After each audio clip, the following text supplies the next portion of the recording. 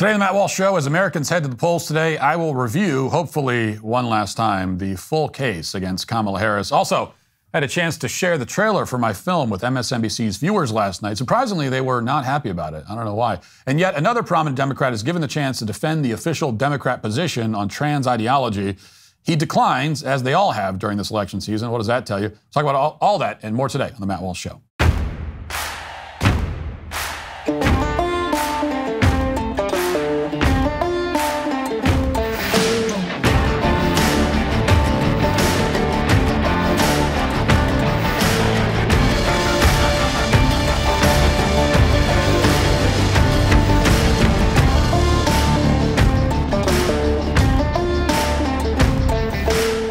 Okay, everybody, it is Election Day. Our fight against the left has never mattered more, and the time to join us in the fight has never been more crucial. Get 47% off your new DailyWire Plus annual membership with code FIGHT. 47% off as we rally behind Donald Trump as the future 47th president. Go to dailywire.com today and stand with us as we fight the left and build America's future. Being a husband, father, and host of my own show means life never slows down. Imagine trying to eat 31 different fruits and vegetables every day. Sounds miserable and time-consuming. But here's the good news. With Balance of Nature fruits and vegetables, there's never been a more convenient dietary supplement to ensure that you get a wide variety of fruits and vegetables every day with 31 different whole fruits and vegetable ingredients. Balance of Nature takes fruit and vegetables, they freeze-dry them, turn them into a powder, and then put them in a capsule. You take your fruit and veggie capsules every day, and then your body knows what to do with them. Go to balanceofnature.com. Use promo code Walsh for 35% off your first order as a preferred customer. Plus, get a free bottle of fiber and spice. That's balanceofnature.com, promo code Walsh. Despite 2 attempts to murder him, multiple civil and criminal trials intended to bankrupt and imprison him, coordinated efforts by the federal government and Silicon Valley to censor him, an unconstitutional attempt to throw him off the ballot in several states, 2 partisan impeachments, and dozens of fabricated narratives framing him as everything from a white supremacist to a traitor who's secretly working with Vladimir Putin, Donald Trump has made it to Election Day. Now, in any other modern presidential election, this wouldn't be worth remarking on, much less celebrating. The fact that the candidate in the election made it to Election Day should just kind of be a given, but this election is different. For years, the most powerful interests in the country made an unprecedented attempt to prevent today's vote from taking place. They were unsuccessful. That's not to say these people don't have other plans in mind to prevent Donald Trump from returning to the White House. We'll probably find out about those plans soon enough. But for now, they're not in charge. Today, voters have the power to hand Trump a decisive victory.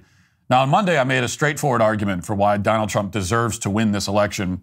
What I didn't do is explain in depth why Kamala Harris deserves to lose.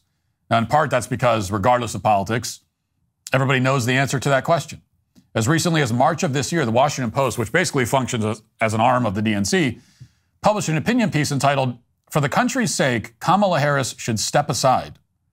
It made the point that Kamala is extremely unpopular, in addition to being highly unqualified for the vice presidency, much less the presidency.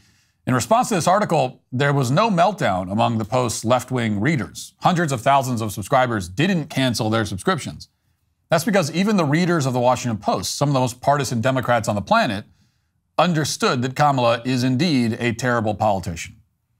To the extent that these Democrats are supporting Kamala today, for the most part, their reasoning is pretty clear. Democrats see a vote for Kamala primarily as a vote against Donald Trump.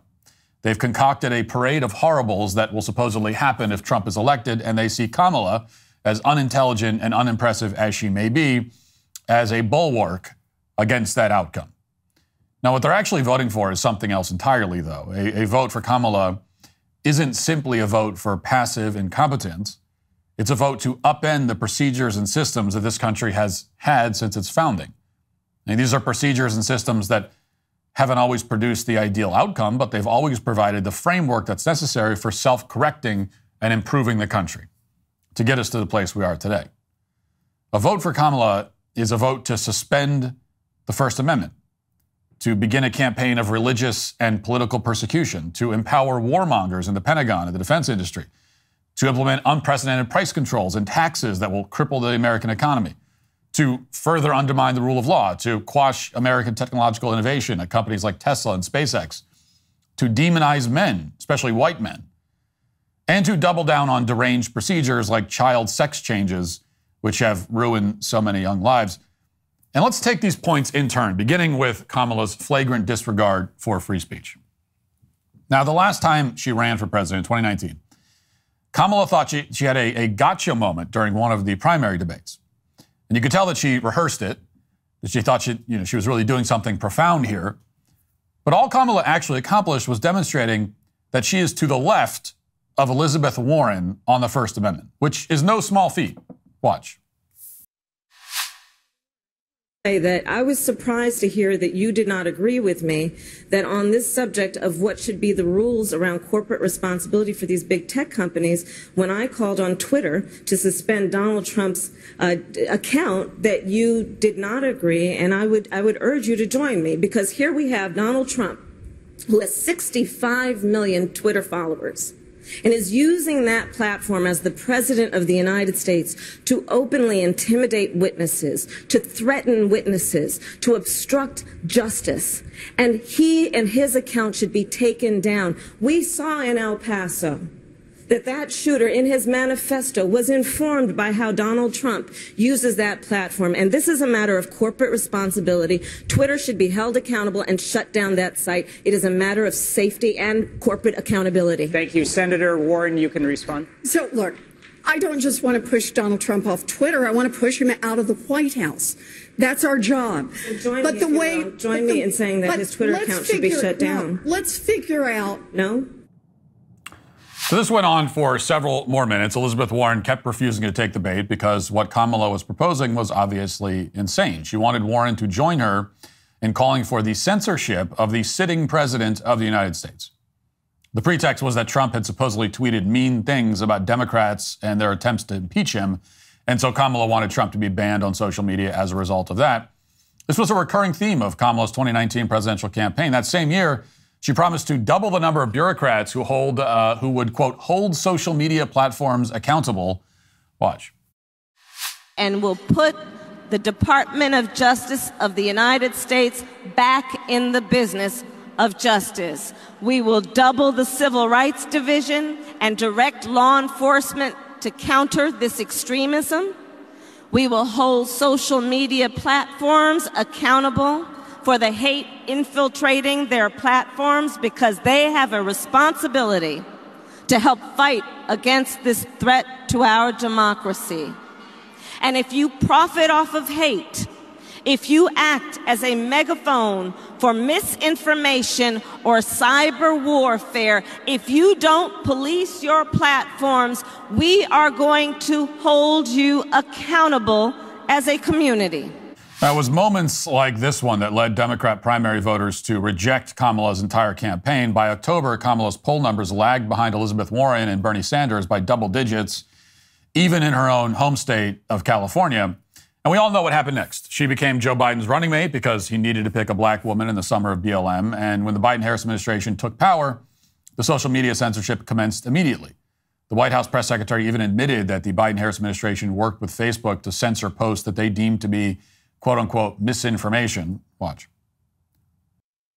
This is a big issue of misinformation, specifically on the pandemic. In terms of actions, Alex, that we have taken, or we're working to take, I should say, from the federal government, we've increased disinformation research and tracking within the Surgeon General's office. We're flagging problematic posts for Facebook that spread disinformation. We're working with doctors and medical professionals to connect to connected medical experts who are popular with their audiences with accurate information and boost trusted content. So we're helping get trusted content out there. Now, the Biden-Harris administration didn't want you to talk about where COVID came from, or whether masks worked, or whether the COVID shot worked, or whether social distancing worked, or whether lockdowns worked. If you did any of those things, then they tried to get you banned on social media along with Trump. That's how these kinds of crackdowns always work. They don't just target Trump, begins with him, and then they work their way down. That's exactly what's been happening. Under the Biden-Harris administration, a 69-year-old woman and breast cancer survivor was sentenced to 2 months in federal prison for the nonviolent offense of demonstrating, parading, or picketing in the U.S. Capitol building. This is a woman who actually tried to prevent other people from entering the Capitol when she heard that Trump told everyone to go home. She also has gone on the record apologizing for even participating in the protest. But the DOJ threw her in prison anyway. At around the same time, the DOJ was dismissing dozens of cases against Antifa rioters who sieged a federal courthouse in Portland. And some of those rioters had allegedly assaulted federal officers, which is a lot more than the elderly grandmother with cancer did. But, of course, they were never punished. Now, things might have been different if, instead of throwing Molotov cocktails and assaulting police officers, those rioters had decided to peacefully pray in front of the courthouse instead. That would have been a problem, especially if they obstructed access to the building, allegedly. And we know that because under Kamala Harris, the DOJ has gone out of its way to target pro-life demonstrators for peaceful demonstrations at abortion clinics. One of those demonstrators was a 75-year-old woman named Paulette Harlow. She was sentenced to 2 years in prison for participating in the blockade of a Washington abortion clinic, along with 9 other co-conspirators, quote unquote. According to court documents, Harlow sat in the chairs that they had placed to obstruct passage into the clinic's treatment area and chained and roped themselves together. In other words, there was no destruction of property. There was no arson. Nobody attacked a police officer or vandalized anything. Nothing violent happened. All of those things happened in Portland and across the country during the BLM riots, but they didn't happen in this case. All this elderly woman did was block access to an abortion clinic in violation of a federal law that's specifically written to protect access to abortion clinics. And this time around, Kamala Harris's DOJ didn't drop the charges or let this woman go free with a warning, as we've seen happen with DAs all over the country, letting violent criminals go free, having mercy on them. But not for this woman. No mercy. No criminal record. Didn't harm anyone. Didn't destroy any property. No, you're going to prison. No, instead, after the police removed her, Kamala Harris's DOJ decided to send her to federal prison in order to send a message. And that message is clear. If you riot for left-wing causes, Kamala will raise bail money to get you out. She'll make sure you're not prosecuted. But if you demonstrate peacefully for pro-life causes, you'll be prosecuted to the fullest extent of the law. This is often described as anarcho-tyranny. It's the defining aspect of the legal system under Kamala Harris. Laws don't apply to party loyalists. Meanwhile, tyranny applies to anyone who opposes the party.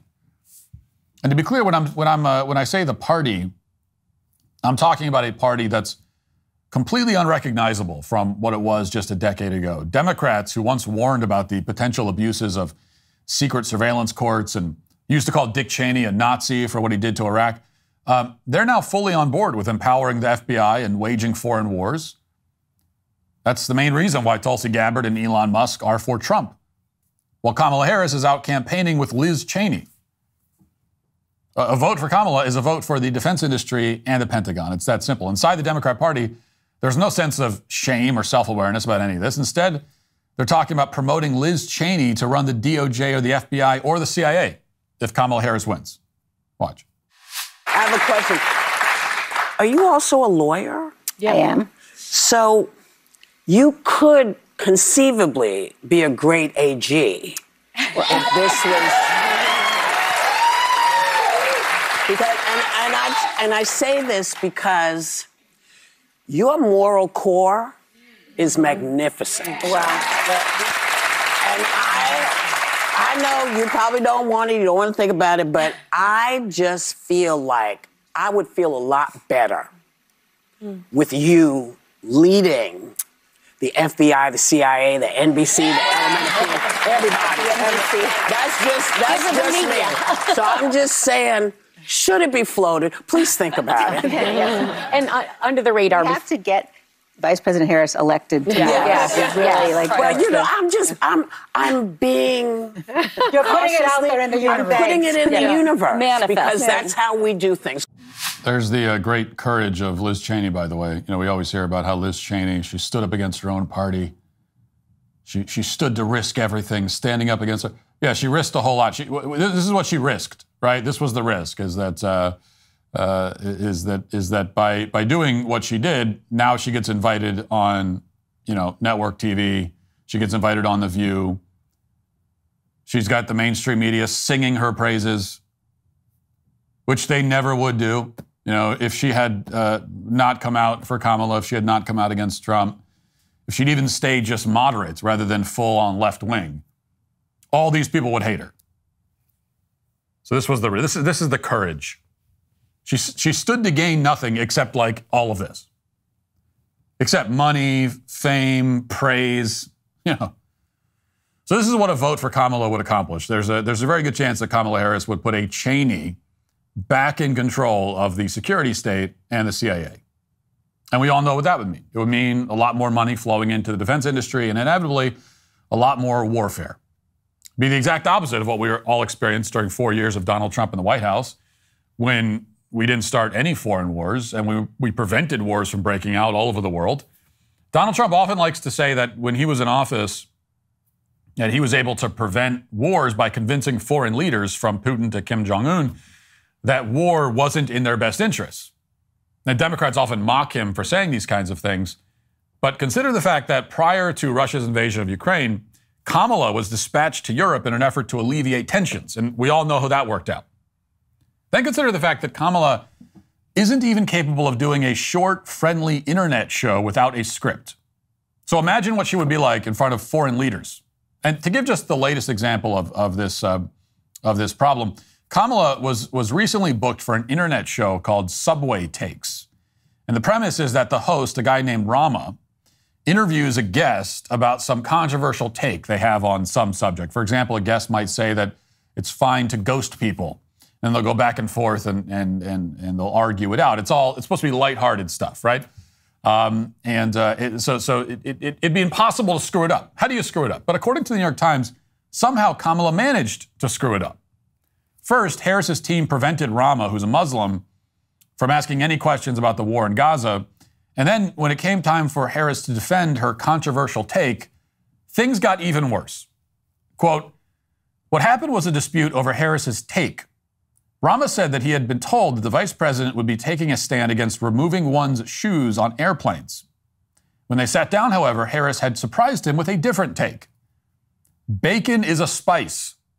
Now, Rama, who doesn't eat pork for religious reasons, was taken aback. I don't know, he says. Harris elaborates that bits of cooked bacon can be used to enhance a meal like any other seasoning. Think about it, it's pure flavor, she says. Rama asks Harris if he can use beef or turkey and what kind of dishes would benefit from bacon. He then pauses the interview and tells her that he doesn't eat it. He asks if they can do the airplanes take instead, but on the advice of a staffer, Harris decided to declare her love of anchovies on pizza, an alternative the campaign had floated earlier in the email. Rama wraps the discussion 1 minute later. Now, to be clear, this is not satire.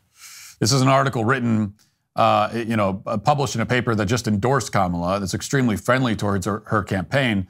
So to recap, she didn't want to talk about the war in Gaza because she might offend someone. So instead, she tries to convince this Muslim influencer that bacon is a spice because it's pure flavor. And then when she realizes that she's ticked him off, she panics and turns to her staff, who tells her to start talking about maybe the most cliche and boring take imaginable, which is that anchovies go well on pizza. Then the host scraps the entire interview and didn't air it because it was so unwatchable and dull and fake. And also, for the record, bacon is obviously not a spice, it's a protein. It's like if somebody asks what kind of spice you put in your chili and you say ground beef. Like, it makes no sense. But anyway, again, imagine this person sitting across from Vladimir Putin for 10 seconds, even. There's not a person on the planet who thinks that he'd take her seriously.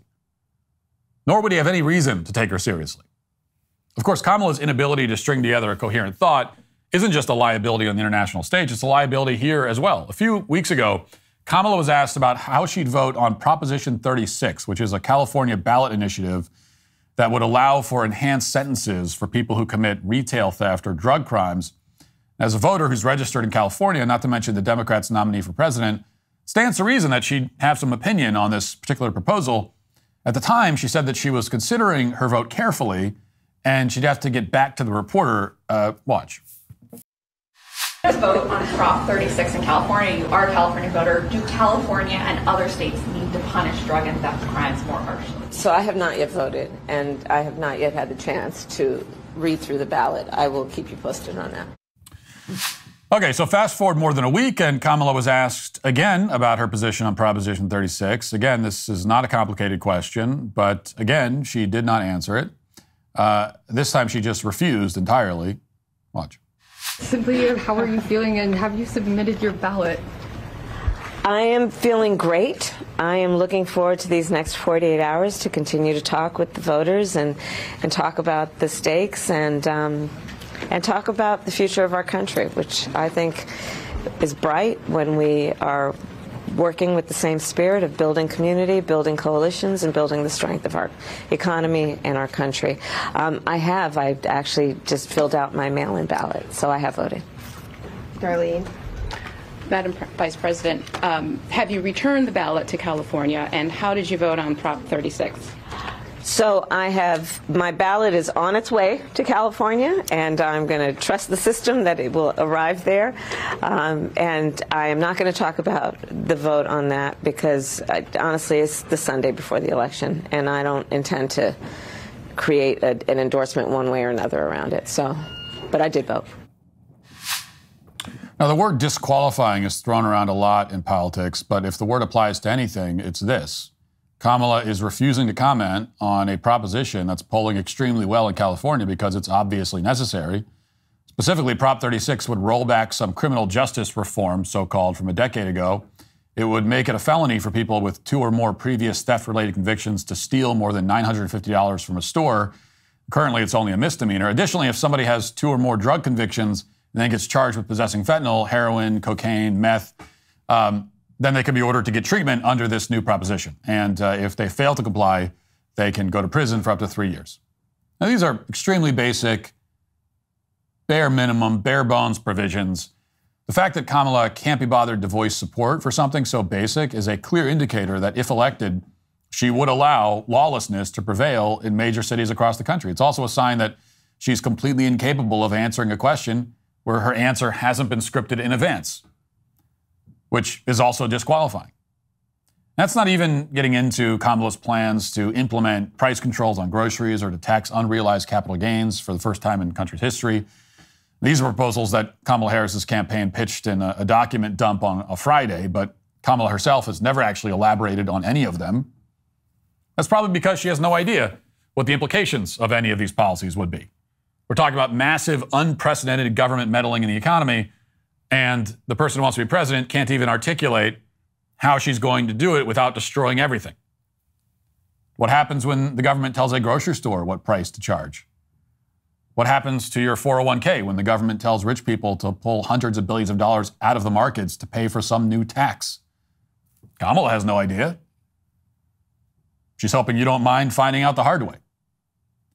Now, so far, I've only been covering Kamala's stated policy positions in the current campaign. I've given her the benefit of the doubt that she's really reversed all of her positions from a couple of years ago, but we all know that's not true. We all know she fully supports a ban on fracking, mandatory gun confiscation, defunding police departments, opening the border, decriminalizing border crossings, eliminating private health insurance, permitting child mutilation in the name of gender-affirming care, quote unquote, and so on. But even if you pretend that Kamala doesn't believe any of that anymore, even if you choose to look only at the policy positions she's gone out of her way to promote in the last couple of months only, she's still the single most radical and incompetent presidential candidate in modern history. So this is the closing argument against Kamala Harris. Even Democrats know that everything I just said is accurate. The only question left is whether Democrat voters simply don't care. These people know that Donald Trump isn't calling for a national abortion ban. They know that he didn't praise white supremacists. They know that he didn't say Liz Cheney should be shot. These are all pretexts. The real question is whether this woman, who nobody really likes and nobody really believes in, will end up becoming the most powerful person in the world anyway. Now, I feel cautiously optimistic that the answer will be no. But very soon, we'll know for sure. Now let's get to our 5 headlines.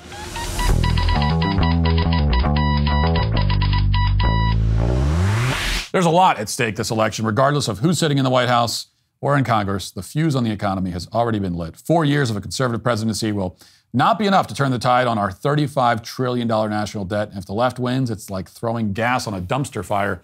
You don't have much control over the election's outcome, but you can protect your savings by diversifying now into gold from my friends at Birch Gold. That's right. For millennia, gold has stood firm in the face of greedy governments, economic upheavals, and global strife, and it can protect you right now. Birch Gold will help you convert an IRA or 401k into an IRA in physical gold.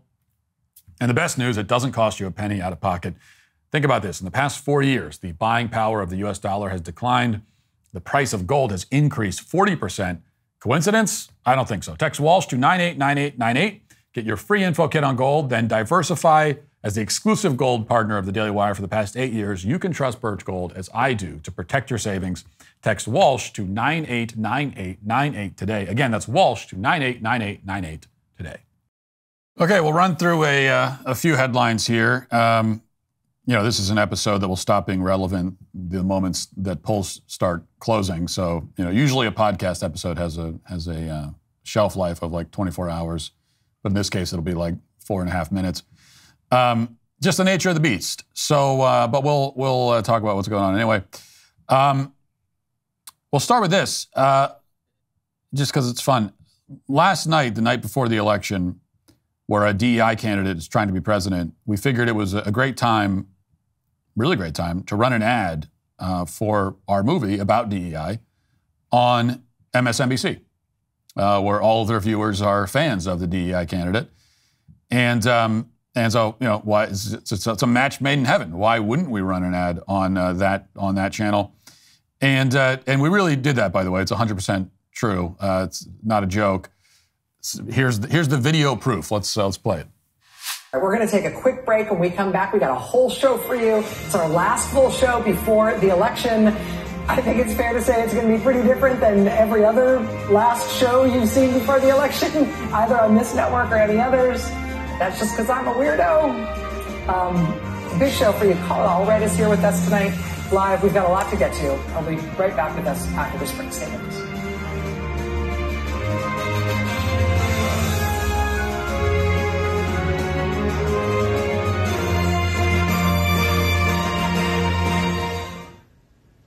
Growing up in the 90s, I never thought much about race. What's happening in this country, it's Nazism. Republicans are Nazis. I'm going to sort this out. I need to go deeper undercover. Joining us now is Matt, certified DEI expert. Here's my certification. What's up with white people? What are you doing to decenter your whiteness? Who's making the center? Why are they doing that? What you're doing is you're stretching out of your whiteness. This is more for you and less for you. Am I Racist? Now streaming only on DailyWire Plus. So there it is. And we also ran an ad on Joy Reid's show, by the way. And we really wanted to make sure the ads were prominently placed. So our trailer on Rachel Maddow was the first into the commercial break, as you saw. Joy Reid, it was, I think, the last one that was played right out of the break. So you get to see my face right before Joy Reid's. And I really just want to thank MSNBC and Rachel and Joy, especially personally, for helping us to get the word out about our film. And I know that, I assume that those women are very happy, thrilled to be a part of this, really important dialogue that I'm having with their viewers. But here's the odd thing, and I wasn't expecting this. This kind of blew me away. It honestly made me sad, but MSNBC viewers, based on the reaction that I saw online, were not very happy that the ad was playing. So just a couple of tweets from MSNBC fans. Tara Dublin, someone named Tara Dublin says, I keep seeing these ads for this propaganda documentary running on MSNBC. Let me save you some time. If it's from the Daily Wire, it's hella racist.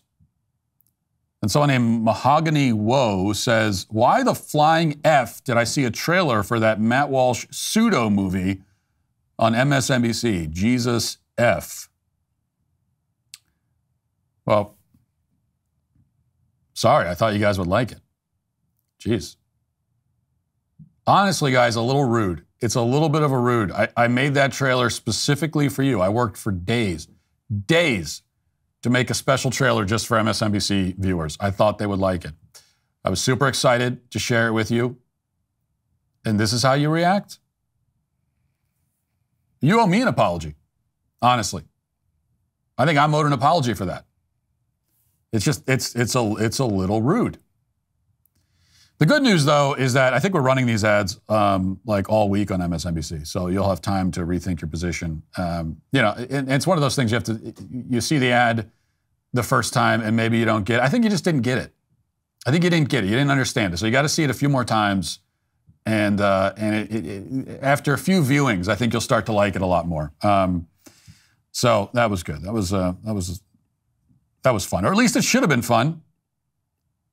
I thought all the MSNBC viewers would say, "Oh wow, is that a Matt Walsh film? I really like to check that out." I thought that's what they'd say.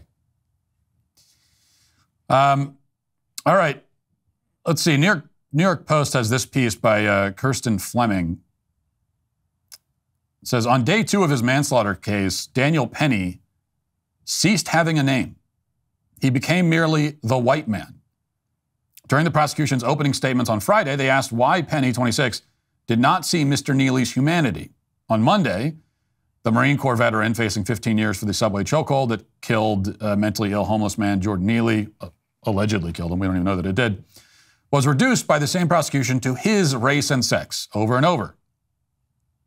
This started when 19-year-old Yvette Rosario, a bystander on the train that day, was called to the stand. Rosario, appearing visibly shy and nervous, captured a short, shaky video of Penny holding Neely in a chokehold on the Uptown F train. It became clear that Rosario, whose voice at times was barely audible, did not know Penny's name, so she referred to him as the white guy. But she was not corrected by Assistant DA Jillian Chartrand, nor did the first part of her name is Chart. That's good.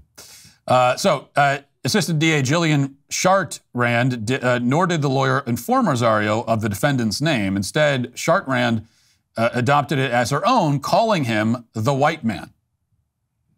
Chartrand continued to question Rosario, referring to the defendant as such more than half a dozen times. It was jarring to hear it repeated so casually. So this is how the DA was referring to Daniel Penny, as the white guy. The white guy. It's just disgusting. It's reprehensible. It goes without saying that you would never hear this going the other way. You'd never, ever hear a prosecutor in court referring to the defendant as the black guy. I mean, that would be an immediate mistrial if that happened, okay? It would be a mistrial. If you had the prosecutor trying to throw a black guy in prison and calling him during questioning, the black guy over there. Not going to happen. Only goes this way. But even in a country where casual anti-white racism is so prevalent and so socially acceptable, it's still shocking. It's still shocking to hear this. And also, I think it's not a coincidence that this went to trial this week of all weeks. And we know that normally the courts move slow as molasses, but this went to trial relatively quickly, and the trial, started this week. This week of all weeks. This very week, when everyone is obviously preoccupied with the election, understandably so. I am, we all are.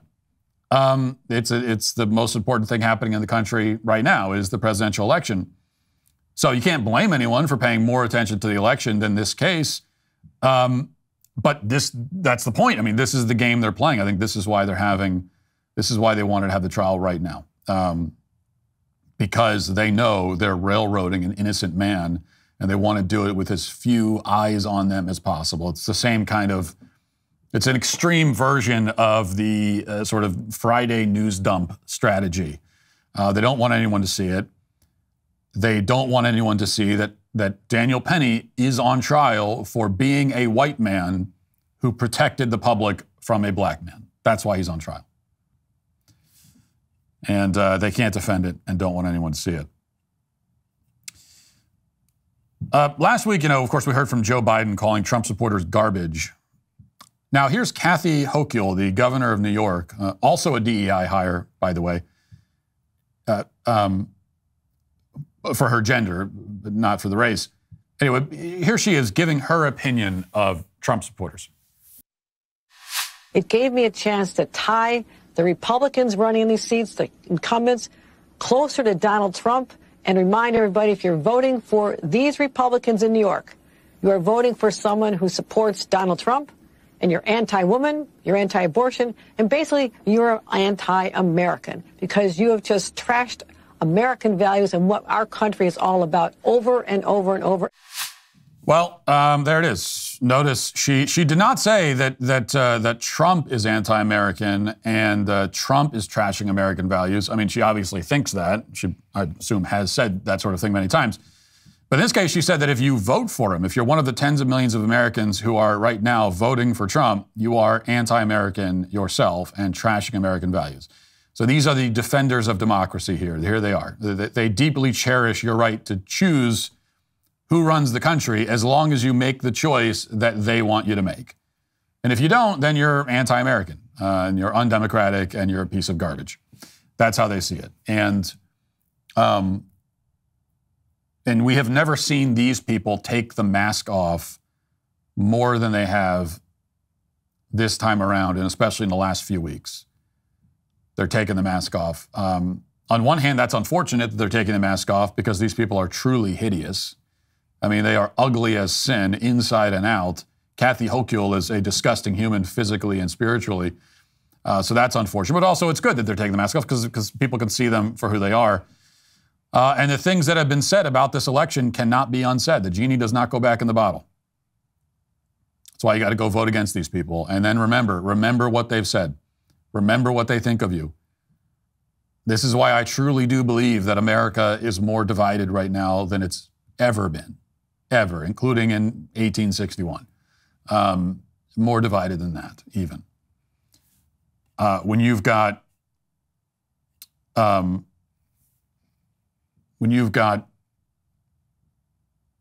people, not just anyone, but you've got the leaders of the Democrat Party, the President of the United States, the governor, you've got leaders, elites in the party that are just openly saying that, hey, if you disagree with me and you're not on my side, then you are garbage. You are un-American garbage.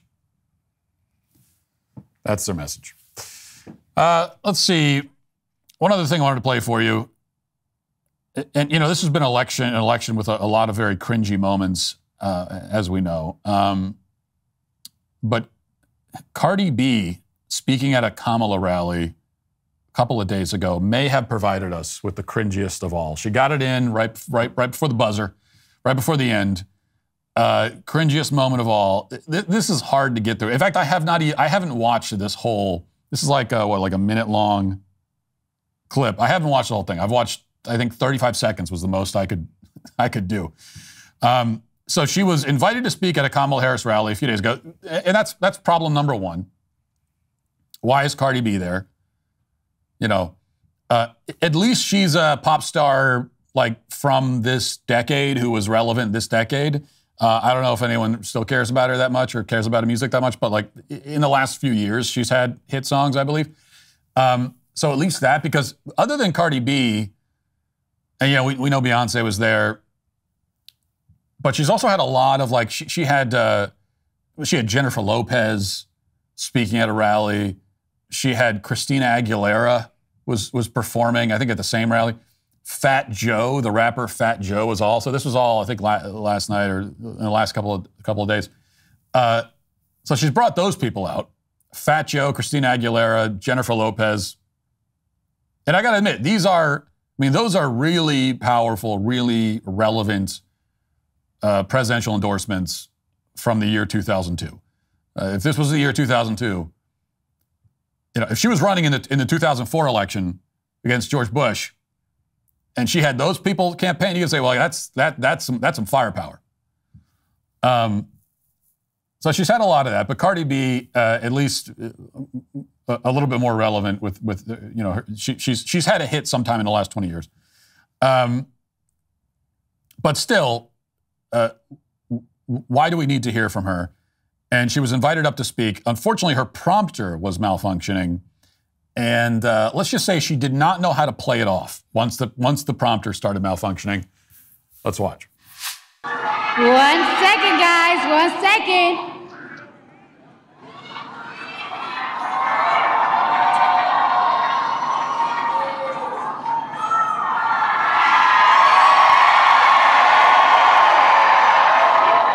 Okay.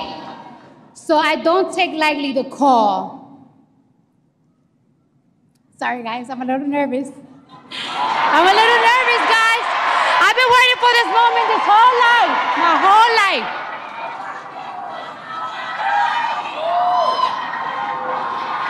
I need patience over here. Patience, where are you, girl? I need patience over here.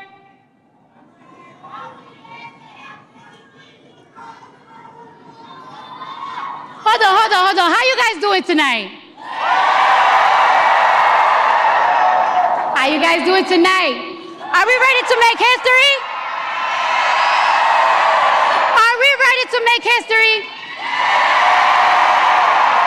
Are we ready to change these 4 years? No. Are we ready to change the next 8 years? Because we're going to make sure we have Kamala Harris in office for 8 years. Thank you. Now, look, when you're in front of a live audience and, something goes wrong like that, her prompter wasn't working. And so she was just didn't know what to do. She froze and she starts calling for patience, I think, which I was a little confused, but I think patience is a person. I don't know. Or was she saying to the audience, be patient? I don't know. But then someone runs up with a phone and gives it to her. So I don't know. It was confusing, but she froze and she didn't know what to do. It's tough, I know that. I know from experience, tough spot to be in. She was there to read a speech that somebody wrote for her. Speech wasn't loading on the prompter. And that can be tough. That's a tough thing. But you can't riff for a couple of minutes. They had to have time to fix the prompter. Again, this is someone who's been on stage a million times. Doesn't usually give speeches, but someone's been in front of lots of people a million times. And you can't just riff for a couple of minutes. A couple of minutes while you're waiting. That's what you have to do in these moments when prompter's not loading and you gotta just fill time because it's live. You're in front of people. You can't cut and reset, and so you just have to fill the time. You can't do that. You can't give them a second to fix the prompter and you spend 60 seconds, 120 seconds just talking about why you like Kamala Harris, even in broad terms. No, she can't. She couldn't do that. She could not, off script, even for 30 seconds, talk about why she supports Kamala Harris, what she thinks about anything going on in the world, because these people are totally empty, completely vapid, nothing going on at all.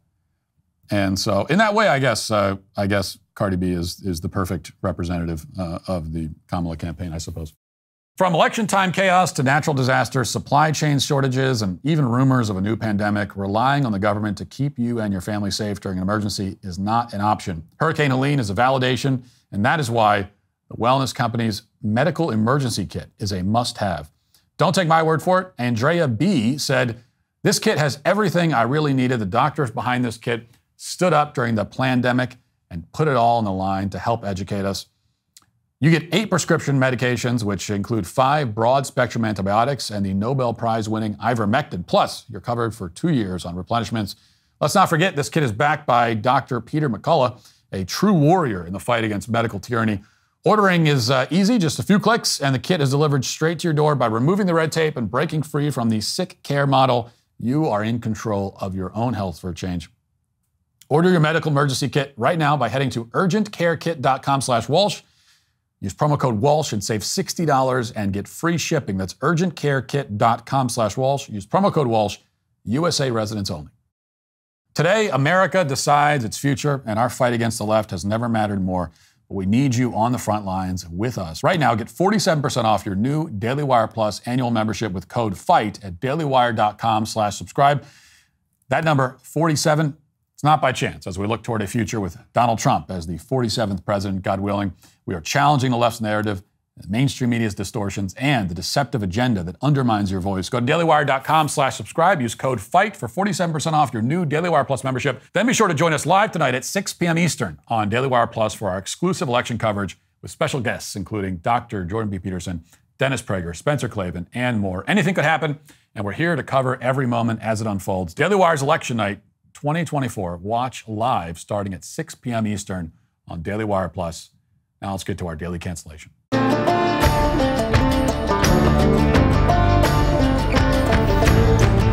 All right, we have a quick final cancellation of the election season. John Fetterman did the interview circuit over the weekend. First, he appeared on Joe Rogan's podcast, and I don't think that his appearance, I don't think it was meant to embarrass Kamala Harris. Maybe it was. But it achieved that one way or another. It is humiliating for Kamala that a stroke survivor can do 2 hours on Rogan, but Kamala was still too afraid to appear for any time at all. Apparently, Kamala had demanded that Rogan come to her and that they only talk for 45 minutes. She wanted him to change location and format. He doesn't do 45-minute shows. So you got to change the location and the format for her sake in order to do the show.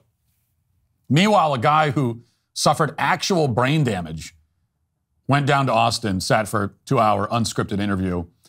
And that just goes to show, yet again, how weak and pathetic Kamala Harris is. Fetterman deserves credit for going on the Rogan podcast, but he doesn't deserve credit for the interview he did a day later on CNN. Talking to Dana Bash, Fetterman was asked about the trans issue. As I pointed out many times throughout the campaign, Democrats have become very noticeably shy about this issue all of a sudden. They're not campaigning on it. They aren't even talking about it. And Fetterman didn't want to talk about it very much either, it turns out. Here it is. One of the most prevalent Trump campaign ads has been attacking Kamala Harris for her stance on trans rights. The ad ends with a tagline, quote, "Kamala is for they, them. President Trump is for you." Is that resonating in Pennsylvania? Again, it's like if your political capital comes from picking on trans kids or gay kids or anything like that, you're just bankrupt throughout all of this.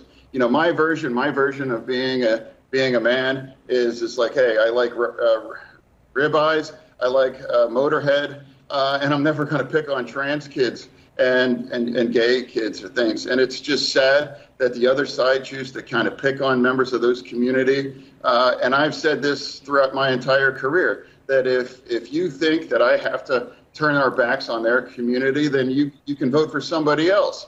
But I'm unwilling to ever do that. And again, it's just a warped version of it doesn't make you tough. It doesn't make you a man to pick on trans or gay kids. It just makes you an ass. But politically, the Trump campaign believes that has some resonance with suburban parents, with men in the communities of color. You don't see that? No, I don't speak about members and their views of a member of a community. I'm not part of that community. But my views have been very clear throughout all of this. And that's enough. I will say, though, that he doesn't want to talk about it. He just says he doesn't want to bully or pick on trans kids. Fetterman gives his recipe for being a man. All you have to do, he says, is eat ribeye, listen to Motorhead, and don't pick on trans kids. That's masculinity in Fetterman's mind. It's where he's setting the bar for himself, a bar that I'm mostly clear also, by the way. I don't pick on kids who identify as trans. I don't pick on any kids at all, actually. I also like ribeye.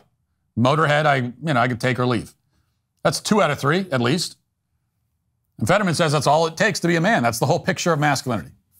Apparently, it's a picture that doesn't include intellectual or moral courage, because it turns out that Fetterman, despite having the gumption to talk to Joe Rogan, is still an intellectual and moral coward. That's why he lamely dodges the issue by labeling everybody on the other side of it a bully, the weakest and most dishonest move imaginable, but the only tool the left has in its toolbox, especially on this issue.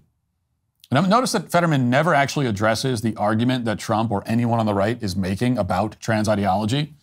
The ads that Dana Bash is referring to aren't just ads about transgenderism broadly. The ads are specifically hitting Kamala for 4 things: taxpayer-funded sex changes for illegal immigrants, sending male offenders to women's prisons, giving prisoners tax-funded sex change operations, and putting males in women's sports. Those are the particular issues that Trump is raising. And just as an example, here's one of those ads for reference. Kamala supports taxpayer-funded sex changes for prisoners. Surgery. For prisoners. For prisoners.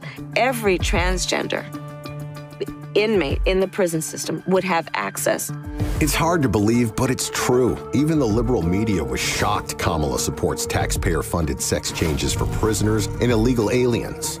Every transgender inmate would have access. Kamala's for they, them. President Trump is for you. I'm Donald J. Trump, and I approve this message. It's a great tagline, hilarious and accurate. Kamala is for they, them, Trump is for you. Again, the ad raises a specific issue. It makes specific claims. 3 specific claims, actually.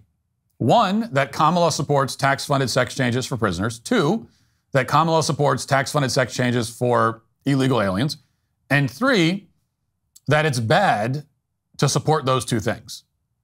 Those are the claims in the 30-second ad.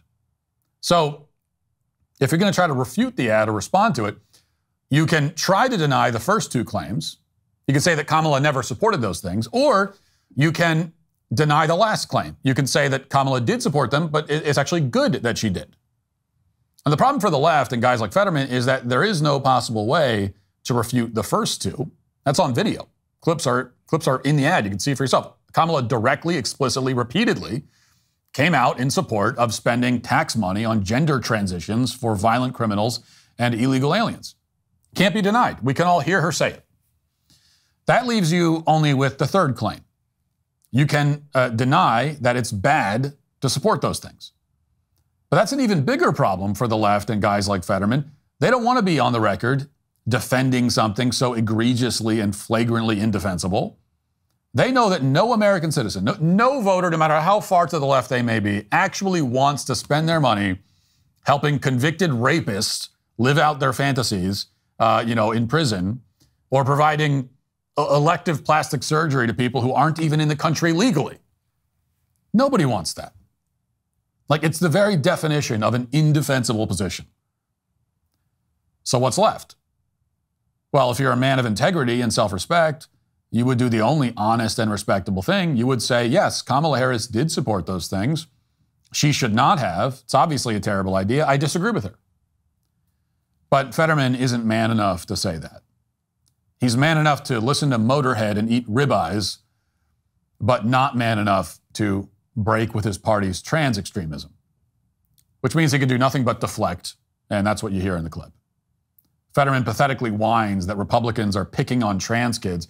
What do trans kids, that is, kids who allegedly identify as trans, what do they have to do with sex change surgeries for convicted felons in prison? What do they have to do with gender transitions for adult illegal immigrants? Nothing at all. It's a dodge. His way of protecting trans kids, quote unquote, is to use them as human shields. He protects them by first offering them up to the pharmaceutical industry to be sterilized and castrated, and then he hides behind them to avoid scrutiny on issues that embarrass him. That's how this manly man protects the kids. That's because Fetterman is a pathetic excuse for a man, just like every other elected member of his party, male member of his party. And the female members are pathetic excuses for women. They're all the same. They all deserve to lose. Let's make sure they lose big today so that they will all be, today, finally, canceled. That'll do it for the show today, and we will talk to you tomorrow. Pray for the country. Godspeed.